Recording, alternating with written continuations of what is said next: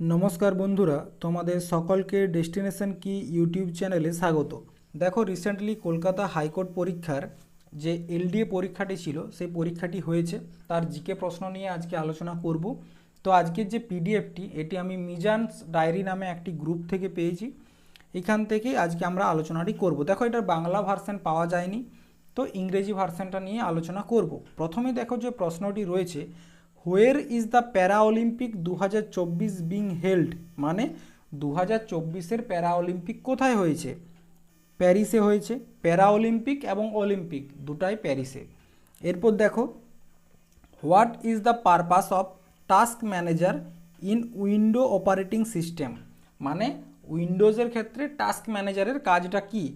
Track aspect of your system performance, নাকি terminate or close the application when they do not shut down normally, মানে যখন application normally shut down হয় না সেক্ষেত্রে terminate বা close করার জন্য। See which program and process are running, মানে কোন প্রোগ্রামগুলো বা কোন পেজগুলো খোলা রয়েছে, কোন সাইটগুলো খোলা রয়েছে সেগুলো চেক করার জন্য। তো দেখো, এখানে উত্তর হবে অল অফ দ্য অ্যাবাভ। এই প্রত্যেকটা চেক করার জন্য কিন্তু টাস্ক ম্যানেজার প্রয়োজন কম্পিউটারে। এরপর দেখো, ইন এমএস ওয়ার্ড, ঠিক আছে, a number printed above the base line is called, মানে এমএস ওয়ার্ডে যে বেস লাইন থাকে তার উপর একটা নাম্বার প্রিন্টেড থাকে তাকে কি বলা হয়? তাকে বলা হয় সুপার স্ক্রিপ্ট, ঠিক আছে। এরপর দেখো, which of the following is the smallest unit of data in a computer, মানে একটা কম্পিউটারের সব থেকে ছোট যে ডাটা সেটা কি? বিট, কেবি, বাইট নাকি নিবল? তো মনে রাখবে বিট হচ্ছে কি সব থেকে ছোট data.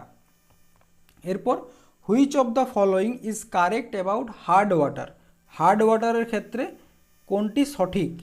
It is free from soluble salt of calcium and magnesium, মানে it is free from soluble salt, মানে যে জল যেটা মিশে যায় সে ধরনের নুন বা ক্যালসিয়াম অ্যান্ড ম্যাগনেসিয়াম থেকে। It does not give leather with soap, আরেকটা হচ্ছে বোথ এ অ্যান্ড বি নাকি নান অফ দ্য অ্যাবাভ? তো এক্ষেত্রে অ্যান্সার হচ্ছে it does not give leather with soap. তো এটা যারা যারা করেছো তারা ঠিক করেছো। এরপর দেখো, why is the equal to count count if countif function in Excel used, countif function, ঠিক আছে। তো মনে রাখবে এটা কী জন্য ব্যবহার করা হয়? কাউন্ট সেল অ্যাজ স্পেসিফাইড, ঠিক আছে, এরটা হচ্ছে অ্যান্সার। এরপর দেখো পরবর্তী প্রশ্ন, the window sound file has extension, the window file has extension কি? .wav, ঠিক আছে। Who won the gold medal in men's single tennis title at Paris Olympic 2024, 2024-এর যে প্যারিস অলিম্পিক হয়েছে সেখানে টেনিস খেলাতে পুরুষদের হয়ে কে গোল্ড মেডেল পেয়েছে? তো এটা উত্তর হচ্ছে নোভাক জোকোভিচ, নোভাক জোকোভিচ, ঠিক আছে। এরপর দেখো, what is the purpose of an IP address? প্রথমত বলে রাখি, আইপি অ্যাড্রেসের যেটা ফুল ফর্ম সেটা হচ্ছে তোমার ইন্টারনেট প্রোটোকল। তো এটার মেন কাজটা কি এখানে জানতে চেয়েছে? To identify and locate a device on the network, or to encrypt data for security, or to increase network speed, or to store use credential. তো মনে রাখবে আইপি অ্যাড্রেস ব্যবহার করা হয় to identify and locate a device on a network, মানে কোনো একটা ডিভাইসের যে লোকেশন সেটা ট্রেস করার জন্য। এরপর, who was appointed as the new governor of the Reserve Bank of India 2024, 2024-এর রিজার্ভ ব্যাঙ্ক অফ ইন্ডিয়ার কাকে গভর্নর হিসাবে নিযুক্ত করা হয়েছে? তো এটা হচ্ছে শক্তিকান্ত দাস। এটা যে করেছো ঠিক করেছো। হু among the following was not a prime minister of India, ভারতের কে প্রাইম মিনিস্টার ছিলেন না? তো দেখো এখানে সরাসরি অ্যান্সারটা বলে দিচ্ছি, সেটা হচ্ছে নীলম সঞ্জীব রেড্ডি, তিনি কিন্তু প্রাইম মিনিস্টার ছিলেন না। দেখো এখানে আমরা যে প্রশ্নগুলো পেয়েছি এখানে কিন্তু কমপ্লিট নেই, একটু পিডিএফের সমস্যা রয়েছে। এই প্রশ্নগুলো বাকিগুলো আলাদা দিকে রয়েছে, আমরা সেটা নিয়েও আলোচনা করব। তো দেখো এর পরবর্তী প্রশ্ন যেটা রয়েছে সেটা হচ্ছে লিম্বারাম, ঠিক আছে, লিম্বারাম অ্যাসোসিয়েটেড উইথ হুইচ স্পোর্ট, মানে লিম্বারাম কোন খেলার সাথে যুক্ত? তিনি আর্চারির সাথে যুক্ত এবং তাকে ভারতের যে আর্চারি বা ধনুর্বিদ্যা রয়েছে তার পথপ্রদর্শকও বলা হয়, এটা কিন্তু মনে রাখবে। এরপর what does the acronym of URL stand for? URL এর ফুল ফর্ম কি? এটা তোমাদেরকে ডাব্লিউবিপির যখন পিওয়াইকিউ করিয়েছিলাম তখন এসেছিল, এনটিপিসি, এমটিএস, প্রত্যেকটা পরীক্ষাতে এই ইউআরএল এর ফুল ফর্মটা কিন্তু আসছে।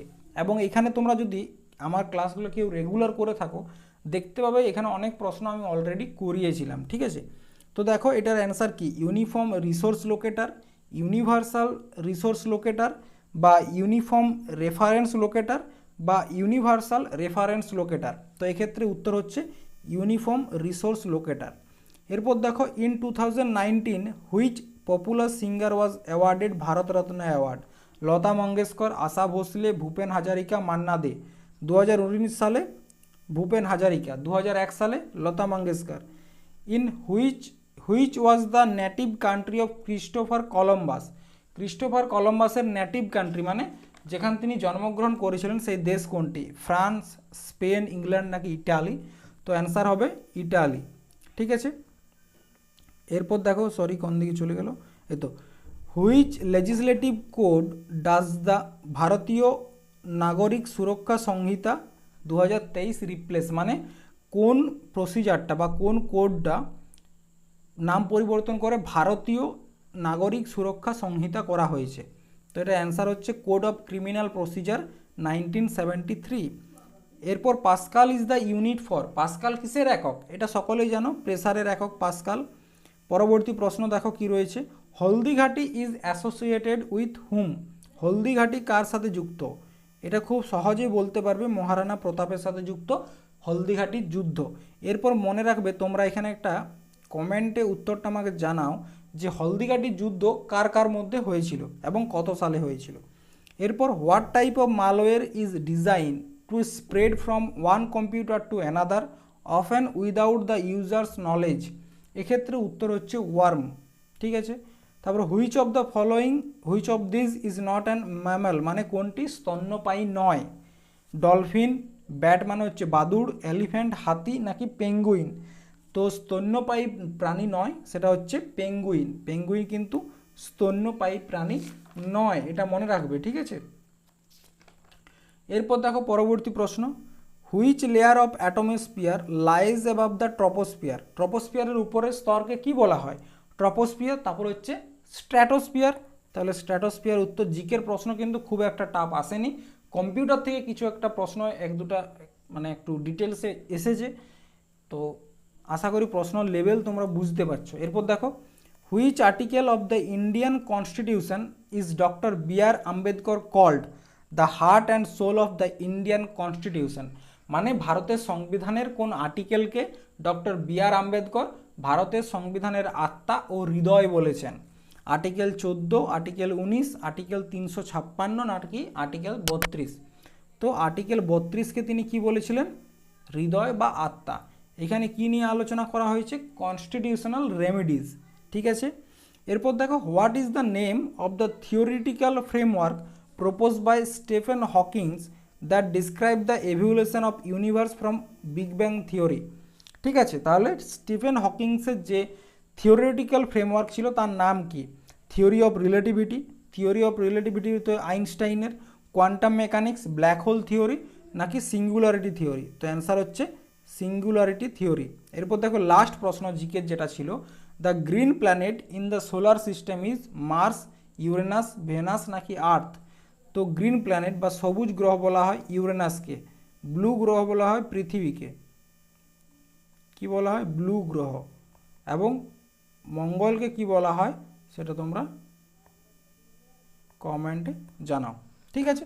তো আশা করি প্রশ্নের যে লেভেল সেটা তোমরা দেখতে পেয়েছো, কি ধরনের প্রশ্ন এসছে। খুব একটা হার্ড প্রশ্ন হয়নি, মোটামুটি আশা করি তোমরা উত্তরগুলো অনেকেই করতে পেরেছো, কারণ এগুলো অলরেডি করানো হয়েছে, বারবার করিয়েছি।